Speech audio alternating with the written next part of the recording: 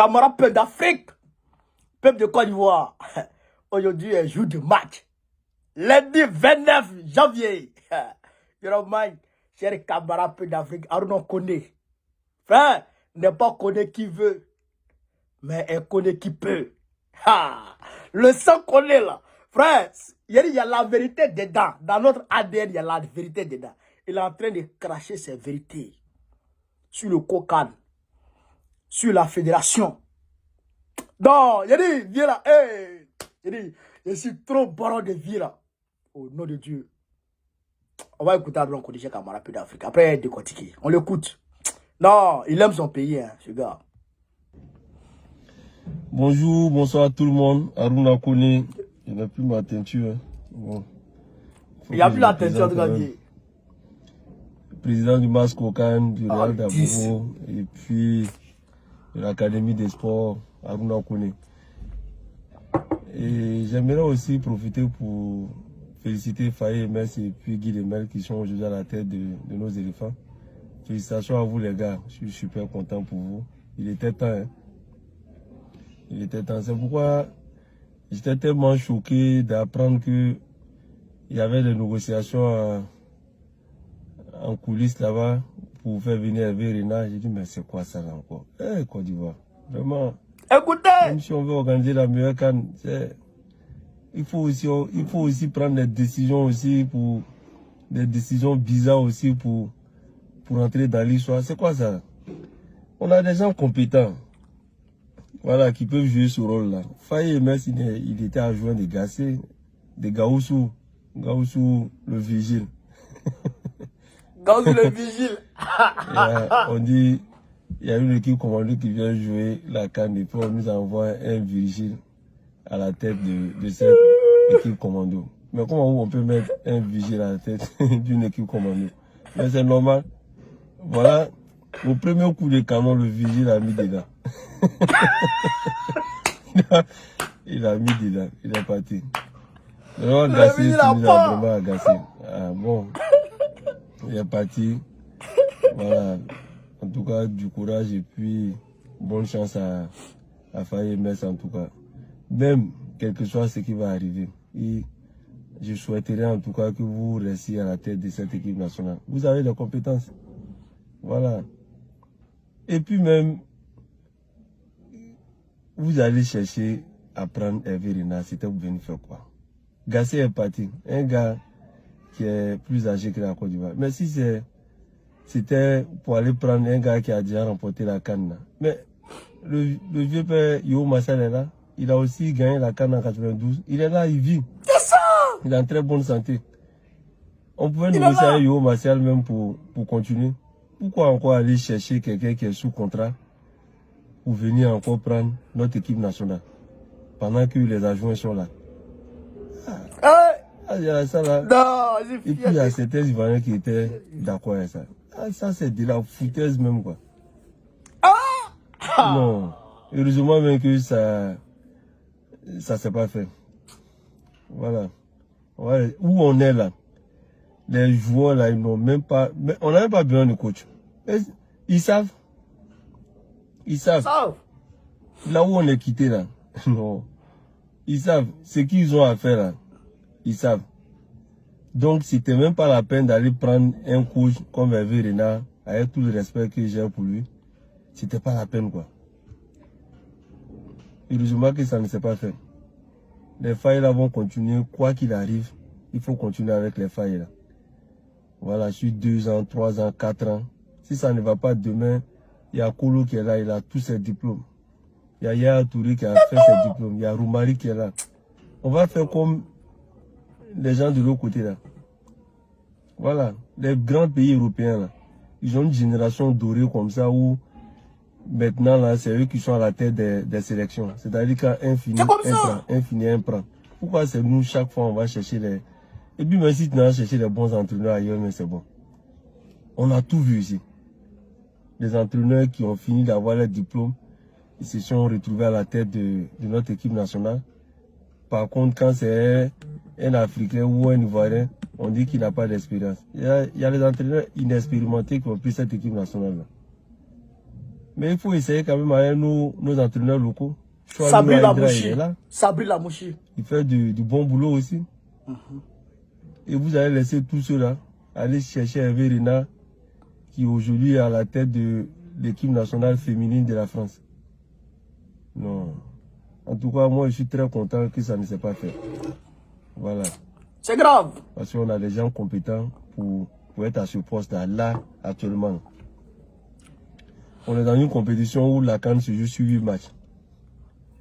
Mais l'entraîneur, le vigile, Gaoussou, il a fui. Mais il faut continuer avec ses adjoints. Et puis à la fin, on va voir. on va faire un programme. C'est tout. Mais c'est pas à mi-chemin comme ça, un entraîneur, pas où partir chercher encore un entraîneur de renom pour venir écraser les adjoints qui sont là. Bon, ça s'est réglé, Dieu merci.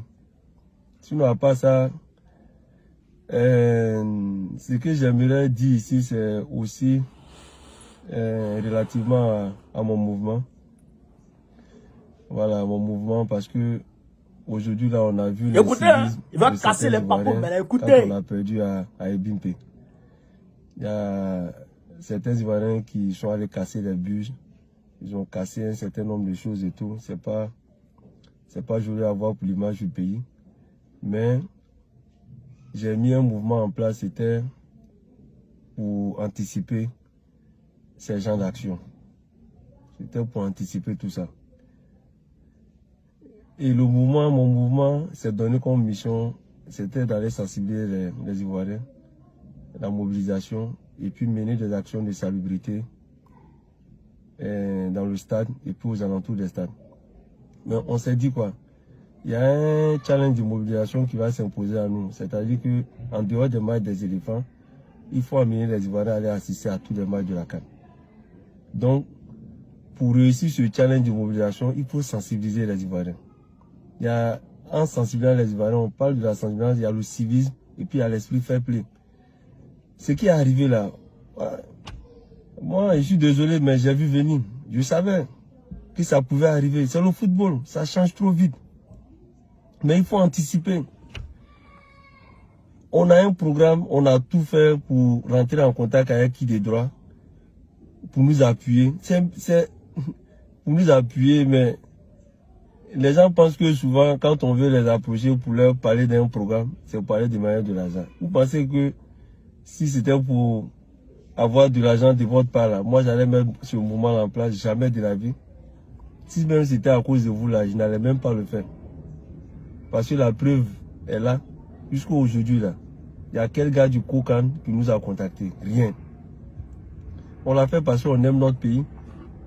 Mais il y a une petite chose qui nous a manqué. Parce que notre stratégie était basée sur quoi? C'était basé sur les entreprises privées, les mécènes. Nous, on avait des activités à mener. Dans la sensibilisation, il faut partir vers les gens. Mais ça nécessite des moyens. On allait partir vers ces partenaires-là pour nous aider à réaliser cette campagne de sensibilisation. Et puis la mobilisation allait suivre après.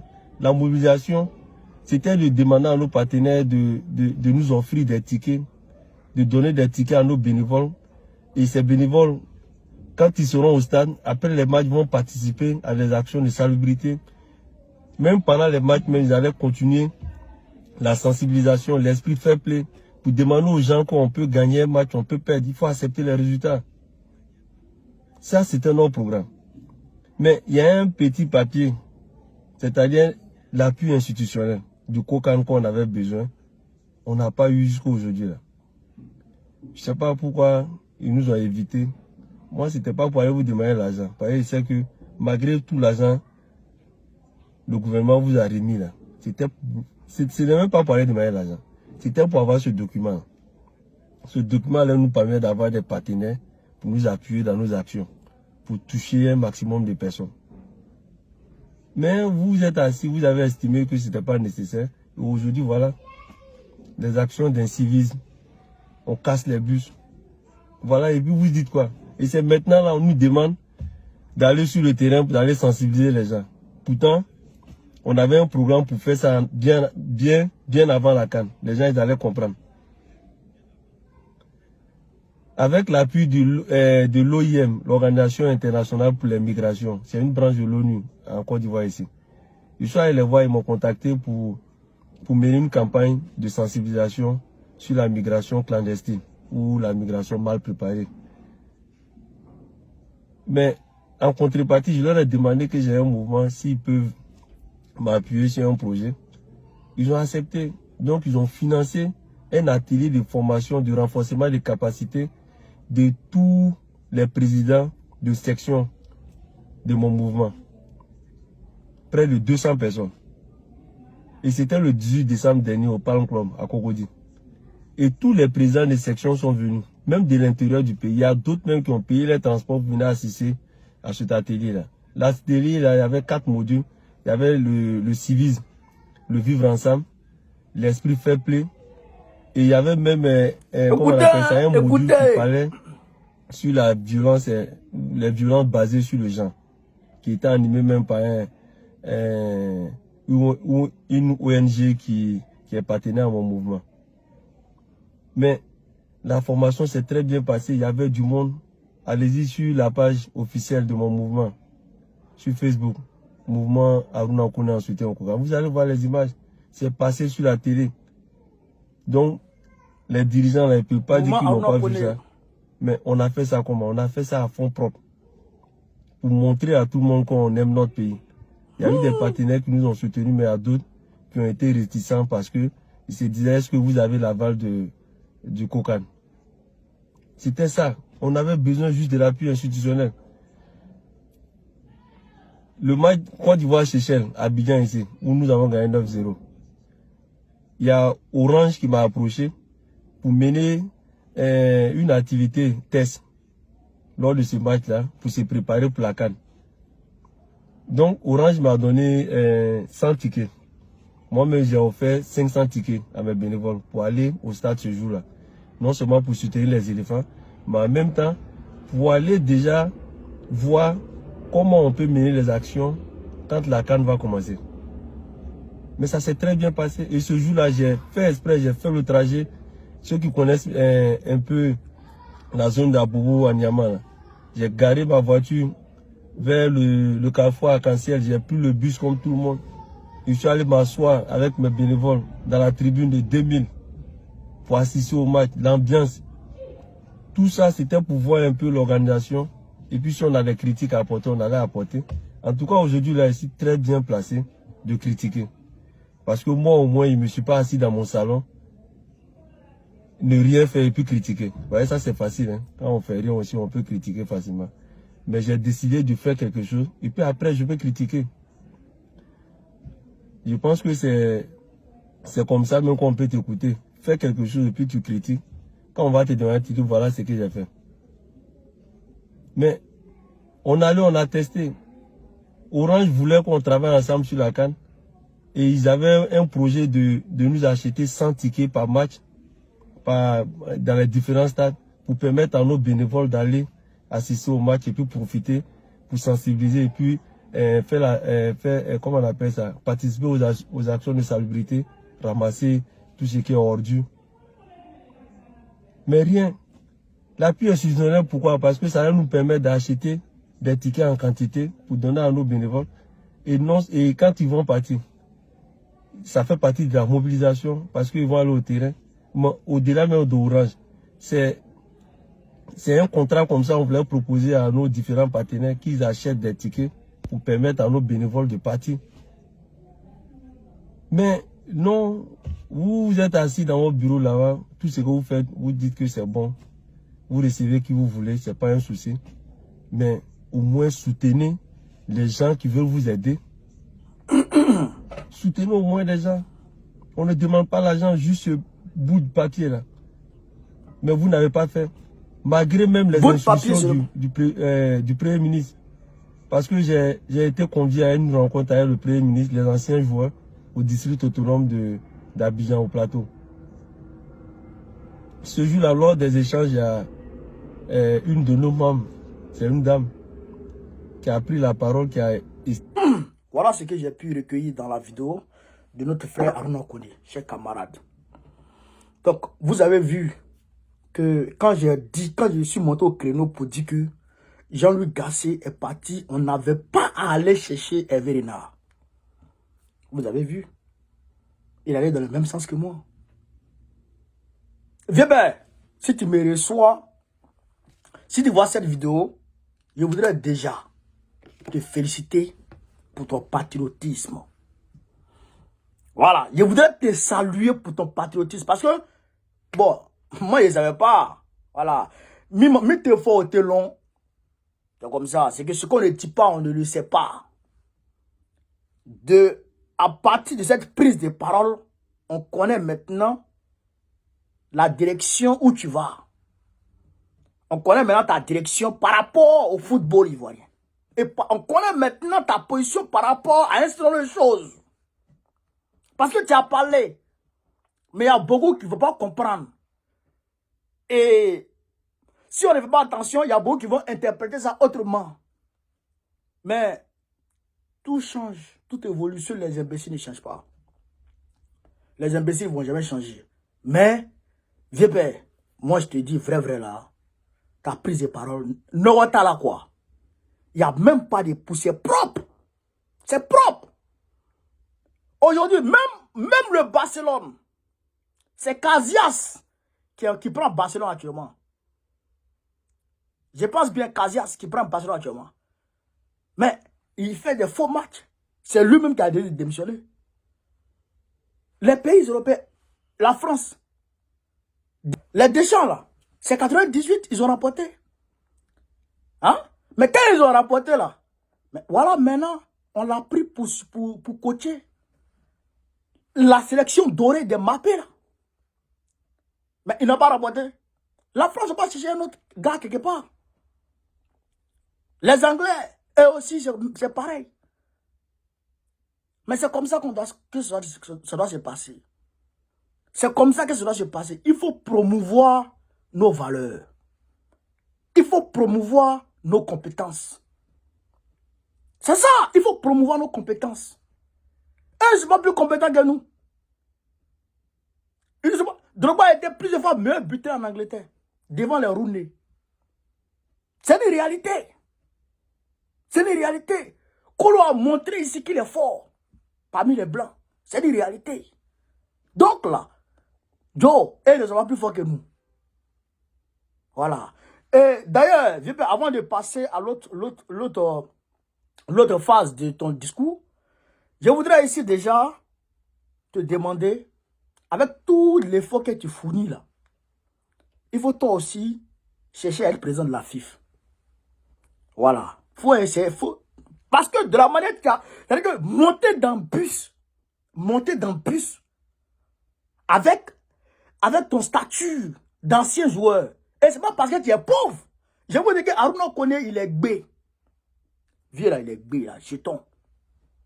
Aruna Kone, il est gbé là, chéton. C'est l'un des joueurs qui a plus investi en Côte d'Ivoire. Et tout son investissement, c'est en Côte d'Ivoire. Aruna Kone, ouvert. Dès qu'il est passé pro net, il a commencé à investir. Il n'a pas fait, lui là. Il n'a pas fait. Mais tu es monté dans le bus pour voir la réalité des supporters. Pour écouter. Et tu n'es pas t'asseoir dans le village de 2000 pour voir, pour écouter les supporters. Entendre les supporters. Et puis maintenant, en fonction de ce que tu as entendu, ce que tu as vu, élaborer une stratégie pour anticiper les casses et tout ça qu'il y a eu. Les actes de vandalisme qui ont eu extra. Tu as essayé de mettre en place un mouvement pour anticiper sur tout ça. Mais on ne t'a pas écouté. Moi, je souhaite que tu sois candidat. Tu mérites, vieux. Tu le mérites. Je ne te dis pas ça parce que, non, moi je suis dans la politique. Politique, nous on veut le pouvoir. Nous on veut prendre le pouvoir d'Ahmed Ouattara. Donc nous, ce n'est pas une question de fif. Mais je te dis ça parce que je pense que tu as les compétences. Tu as les compétences et tu as l'esprit qui va avec. Va en brousse, va voir les présidents des clubs, demande leur suffrage. Demande leur suffrage et puis tu viens te poser candidat. Voilà. Nous, à notre niveau, ce qu'on peut vraiment faire. Ça, c'est une réalité. Maintenant, deuxièmement, Ami Chia est un maudit. Je le dis depuis longtemps. Ami Chia François est un maudit. Lui, là, c'est un ancien joueur. Il a mieux baillé pour la Côte d'Ivoire. Lui, Aruna Koné, là. Aruna Koné, moi, je me rappelle 2006, 3e match. Égypte. Drogba était suivant. Aruna Koné, tellement il a montré couleur. Quand c'était une équipe maghrébine. Quand c'était Maroc, non? Une équipe maghrébine, de façon. Tellement il a montré couleur à ces gens-là. Ils ont déchiré son maillot. Il a même marqué ce jour-là. C'est le jour-là, j'ai vu que ce gars-là, il est puissant. C'est parce que Drogba était là qu'il prenait bon, qu'il ne commençait pas les matchs.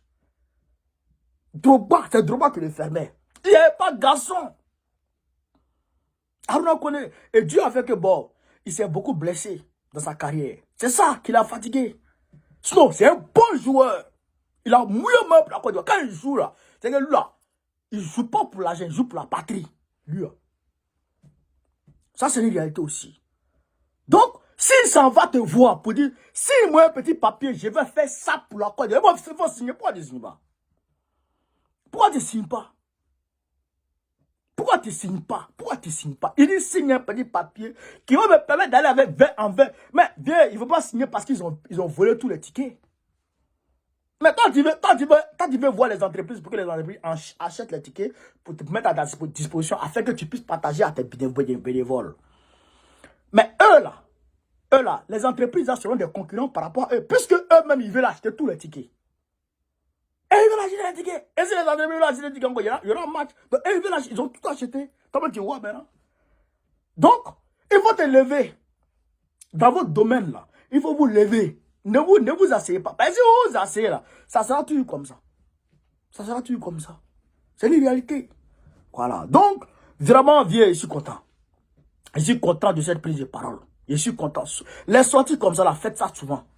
Faites ça souvent. Parce que vous êtes plus audibles que nous autres.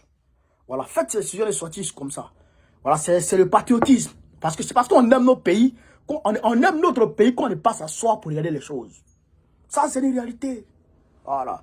Donc, chers camarades peu d'Afrique, c'est ce qu'il voulait dire concernant le VP Aruna Koné. Voilà. Un patriote. Un fait patriote. Voilà. Donc, vive l'Afrique libre, vive la Côte d'Ivoire, vive le panafricanisme, vive tous les présidents panafricains. Gbagbo, président de la République de 2025, Inch'Allah.